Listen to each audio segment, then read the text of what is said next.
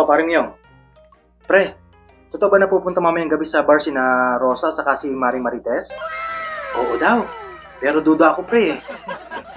Hayaan na natin, pre. Wala naman siguro silang gagawin masama doon. A few moments later. DJ. Kanina pa tayo sumasayaw dito, Rosa. Oo nga, Marites. Lasing na rin ako. Tara, sumasakit na rin yung tiyan ko eh. A few moments later. Sakit rin ang tiyan ko. Ano kayong pinanong sa atin ng bartender na yun? Halika. Wala namang tao, dyan na lang tayo bebak sa sementeryo. Ako, wala tayong tissue. Yung panty ko na lang gagamitin ko pamunas. Anong gagamitin ko? Magagalit si Ming pag umuwi akong walang panty. Yan o. Mukhang kalilibing lang yan. May card pa sa bulaklak. Sige, itong card na lang gagamitin ko. One day later.